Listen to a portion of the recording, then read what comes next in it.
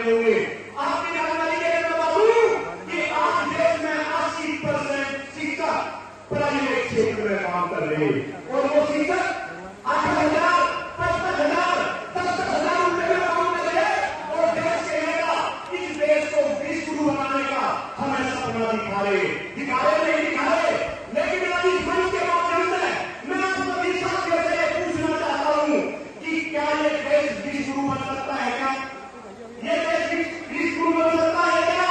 जिस देश में शिक्षकों को खत्म करने की साजिश चल रही हो, जिस देश में शिक्षकों को सामाजिक रूप से, आर्थिक रूप से, राजनीतिक रूप से खत्म किया जा रहा हो, जिस देश में सरकारी विद्यालय बंद हो रहे हो, वो देश विश्व बन जाएगा क्या?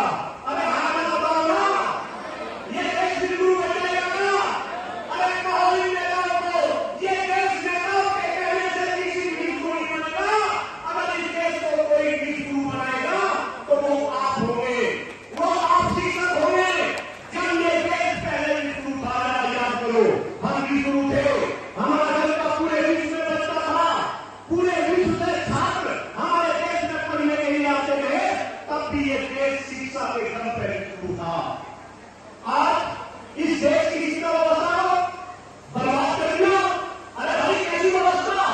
आज जैसे ही हिंदुस्तान के अंदर मां के पेट से बच्चा जन्म लेता है तो उसका फ्यूचर डिसाइड हो जाता है। अगर गरीब का बच्चा है वो सरकारी विद्यालय में जाएगा, सरकारी खिचड़ी खाएगा, सरकारी दलिया खाएगा। अगर अमीर का बच्चा है वो प्राइवेट विद्यालय में जाएगा, वो ऐसी क्लास में बैठेगा, ऐसी गाड़ी में बैठेगा। और जब दोनों बच्चे कंपटीशन के लिए आएंगे तो फिर धोखा होगा। सरकार करेगी पेपर लीक, सरकार करेगी पेपर लीक। इस देश में 40-40 लाख रुपए में लीक के पेपर निकलेंगे। यही देश में फर्जी डॉक्टर बनेंगे, फर्जी इंजीनियर बनेंगे। इनफैक्ट एक नेता की बेटी ब्यूरोक्रेट बनेगी। पता नहीं किसी बात पे रहा, पता नहीं किसी बात पे रहा, बताओ किसी बात पे रहा? ओम बिरला जी की लड़की इस देश में ब्यूरोक्रेट बनेगी। क्यों भाई?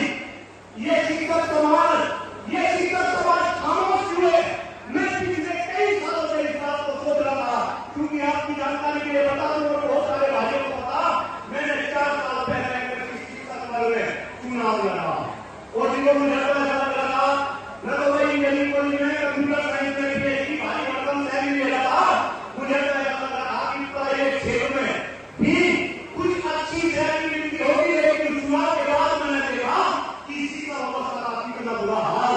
बस मैं तो जब से चुनाव लड़ा एक ही बात सोच रहा था कि अगर इस देश में शिक्षकों की शिक्षा क्षेत्र की कोई आवाज उठा सके तो वो कहीं न कहीं किसानी शिक्षकों की आवाज उठा सके, किसान शिक्षकों की आवाज उठा सके।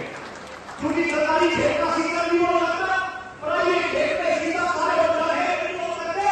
अब इस मन से आवाज उठेगी और देखना इस मन से पूरी जनमत है कि क्रांतिकारी भरा करो। भाई बहनों, मैं घोषणा करता हूं इस देश में क्रांति आएगी, क्रांति शिक्षा के क्षेत्र में क्रांति आएगी इस देश में। और ये क्रांति मिलकर किसान करेंगे और शिक्षक करेंगे।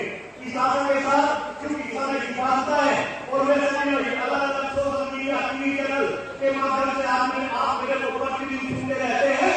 मैं घोषणा करता हूं कि मुद्दे तो मेरे 4 थे, 4 मुद्दों को लेकर मैं काम कर रहा था।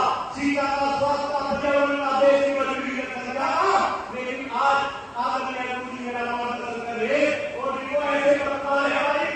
ये मैं घोषणा कर रहा जब पापा जी के आंदोलन बहुत कम चल रहा था, नवभारत टाइम्स के ऊपर पहले पेज पे एक फोटो छपी थी, पापा क्रिकेट की मूल त्याग करते रहेगी। वो फोटो ही गुरु ने छाप के हिंदुस्तान के